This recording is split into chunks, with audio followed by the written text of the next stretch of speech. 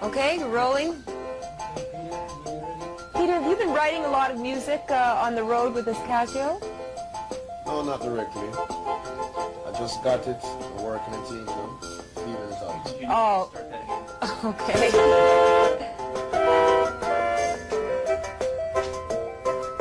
You got... So this is somewhat of a new toy for you. Mm-hmm. Very beautiful toy too. Uh-huh. Did you buy it for yourself? Well, someone lent it to me. I have one for myself, but this is more professional. Are you writing any new tunes on it? Always. Oh, yeah? How did the gig go in Montreal? Very good. Very good. Oh, the 40,000 people, that's not usually the kind of crowd. I've seen you play to a crowd that huge, but usually you're playing to smaller crowds. Mm-hmm. How is it playing to more people? Is there any difference in between the two for you? Well, to me, it could be a slight difference. But as a psychologist, it's not much a difference, because as long as the people is before me, 3 to 4, 5 to 6, 7 feet away, mm-hmm. there's a certain amount of energy that I magnetically pick up. So don't care what amount of crowd. But then again, I do prefer to play in smaller places for better sound. Oh yeah, technically speaking, yeah. But if, in terms of getting a message across to people or getting a certain energy across to people, I prefer the crowd. Yeah, well. This is a pretty extensive tour that you're on, the most extensive that you've probably ever been on. Yes, and they must make very good use of this one, because after this one, there will be no next one. What do you mean? What do you mean? There's a time for everything. And your time for playing concerts is over? Not over, but in America, I've been here too many times. Don't feel no way. Don't get upset. You'll see me again. But not on a tour, you say? Well, for example, I will come to America, but not on these kind of extensive, you know, 42 and 53 cities and those kind of things. It's a bit crazy. Is that what you find is just getting to you? Yes. Too much work. That's a bit too much. You know. I want to ask you about the World Music Festival in Jamaica. We were there and we saw you there, and you were very inspiring and incredible. How did you feel about the whole thing? Well, for example, everything wasn't compositionally arranged in the most proper nature. But then again, it's music and music and music come together to make music. Mm-hmm. And I didn't see much of the show, but the rest of artists I saw, like Aretha Franklin and maybe a few others. But music in general is beautiful, and what's more beautiful is when people sit down and wait for 4, 5, 6, 7, 8 hours to see their artists, you know, because I was the last one to play on that concert, and people waited till Sunday morning, and that was very beautiful. You played when the sun came up. That was great. It was something on another planet. Yes, you know, my dear. I didn't even believe it was really happening. Not only the sun, but the rainbow. Yeah. That was beautiful. That was magic. And it's on video, but I haven't seen it yet. I only heard it's beautiful. I would love to see it. You have to come to our TV station, because we have you. We taped some of you there, and we have you on our tapes. I would love to get some. I would love to we'll get some. You a copy. Yeah, man. I would you love were that. Playing with a sword, or so. You had a big. What was that? My defense sword. Defense against the dragon. What does the dragon symbolize? Well, the dragon symbolizes evil, and my sword symbolizes the execution of the dragon. There's a lot of evil in this business, or so business. I've heard. And so in every business, is corrupt. Yeah, how do you protect yourself from the corruption, from not succumbing to the temptations? Yeah. Well, just being yourself. Because people, if you're not being yourself positively, then you will be easily carried away. And if you are fascinated by material things, you'll be easily carried away. You'll be easily tempted. You'll be easily led. But I know this world. I'm in this world, but not of this world. I'm of the past world, living in the present world, and of the future world. But there are so much things in this world that is opposing to positivity and righteousness, that everything comes in conflict with righteousness, that you have to just isolate yourself from the shitstorm, see, and be very spiritual within within the shitstorm, because, my dear, it is crazy. I see many people started nice, fine-looking fellow, and at the age of 28, 30, or a little more, he's in his coffin. See, so it's ugly, but then again, it can be beautiful if you only be yourself. Well, do you think it's because you've been blessed that you've been managed to transcend all Yes, that? yes. I was born that way, you know. Did you know that when you were a kid in Trenchtown, a hungry kid that just wanted to be up there? Yeah. You always felt that? There's a new book out on the life of Bob Marley called Catch a Fire. I don't know if you've heard of it or read about it. And there's some, they write about you in the book, and they you know, must the write kind about of me. and the way they describe you is, I think it's quite wonderful, you know, how you were just this, you know, lanky kind of kid that was really a fighter. Yeah, man, and every really time, a confident, determined to make it, Yes. exactly, and that was like the most important thing to you. Was it music that you were always determined to make it in? Did you see yourself as a great, you know, reggae superstar, musical hero? No, I only see myself as a preacher, a messenger, and I see the music with the greatest musical potential that music ever had in the Western Hemisphere. See? But then again, within the shitstorm, I see so much discrimination and political victimization against the music. Because as you know, and as many other people know, that reggae has been here for a good time enough for it to be exposed, to be known, to be heard, and to be loved by people who love dirt. See? Because I hear people dance to all kind of dead music. Music that comes today and die tomorrow. See? And they elevate and they praise and they promote and they love those kind of music. But the music that has the spiritual, medicinal upliftment, they don't like to promote it because it is branded political within the shitstorm. But the people knows the potential of the music, or else 40,000 people would not stand up to see or to hear this music. Sorry, what's happening? Okay, you said you used to play organ in the church. Do you remember any of the songs they used to play at church? Yeah, man, all of them. Okay, let's hear one. Hear one? Why? It's only an introduction of one I can get. I don't like to remember the church. Oh, why?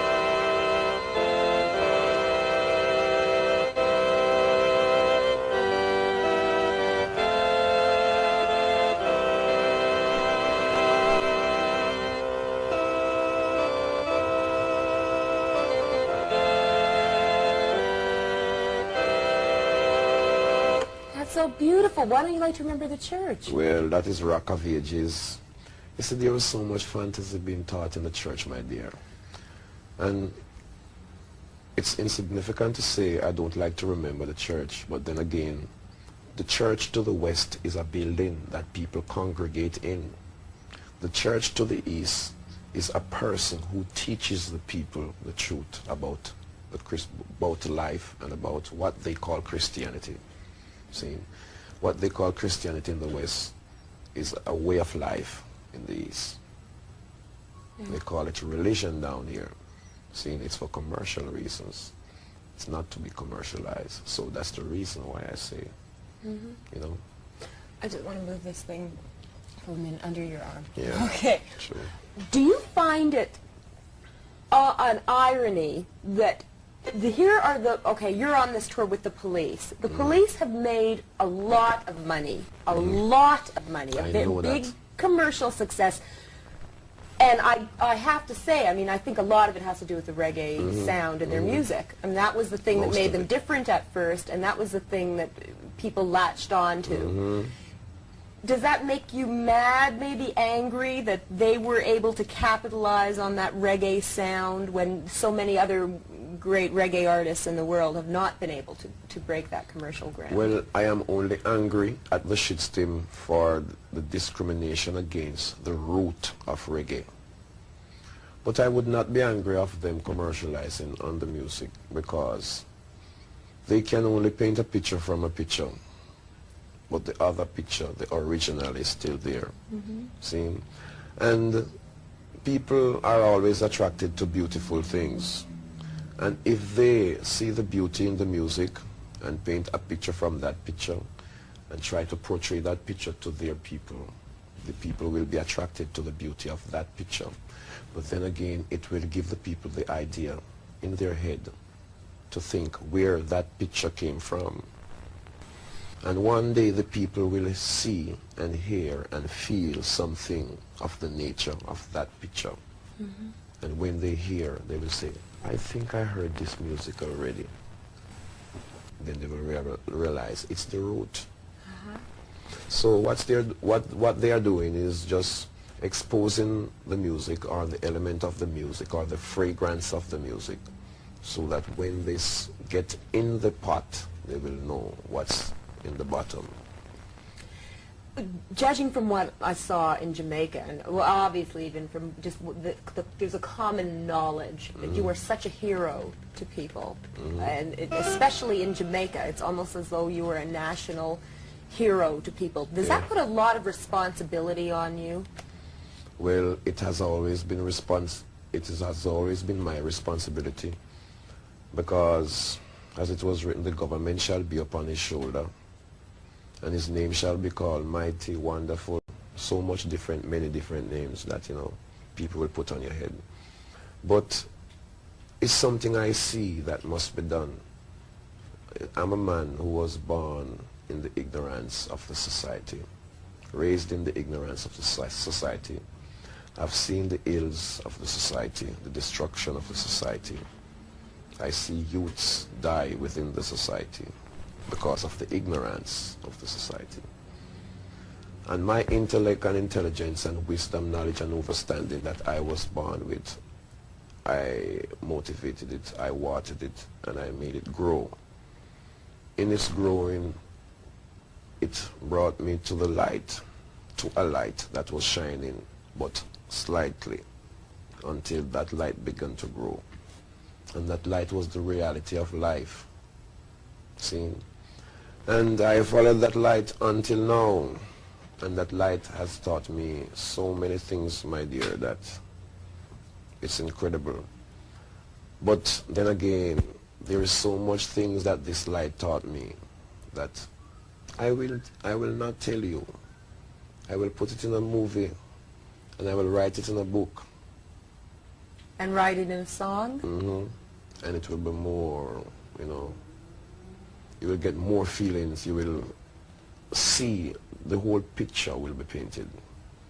Do you feel that you have some kind of secret, maybe, that other people aren't aware of? Many secrets. How come? Just because you have developed your mind to that degree? Yes, and I've come to the consciousness of the search, because many people in life search, but they don't know what they're looking for. They don't know which direction to look. So that creates a catastrophe in the search. See, if you had just made one glance inward, you would have seen everything. And that was the search I made, because then it made me to realize that the Creator who made man put a concept of creativity in every man. But if you don't look internal, you'll never find it. And if you waste your time looking externally, you will kill it. Are you totally satisfied now with your life? If someone was to say to you that tomorrow, Peter Tosh, you were going to be a dead man. If someone was to say that, yes, would you be saying, okay, that's fine, because I've lived my life and I've seen the light and I know what it's all about? If a guy tell me that tomorrow I will be dead, he will be going in the coffin. Yeah, man, not me. See, because that is one of the secrets of life, to know how to live and how to counteract the negative forces of death. So don't feel no way, my dear. It's just part of life. Many people search, but their search take them to the grave. My search takes me to life. And there is no man on earth that can threaten me and create any amount of fear inside of me. Because you see me, my search teaches me to kill death, to frustrate frustration, to madness, and to assassinate the assassinator. Spiritually, not physically, without a hand move, without my eyes squint, only with the meditation of the mind. A lot of artists say that you have to be in pain to create. What do you think about that? Pain to create?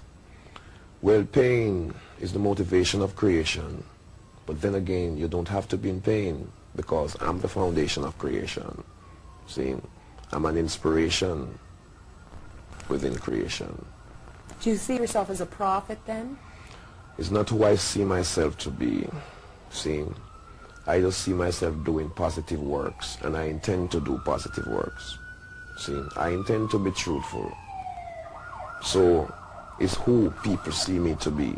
But it don't care who you see me to be. I am who I am.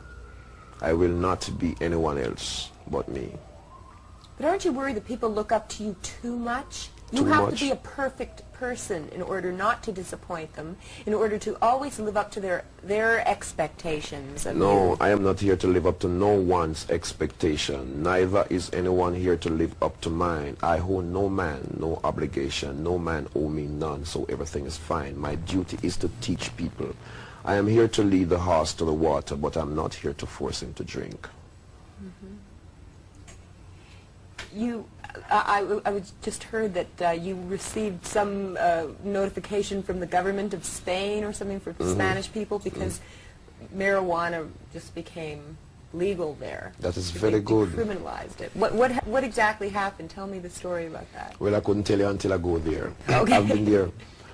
I was there previously for the previous 2 months, and I heard that, you know, because an election was coming up, and I heard that the day when I went there, herb was decriminalized the day before.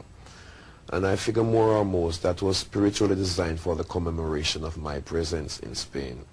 See, because of the work, my contribution towards the struggle for the freedom and the decriminalization of herb.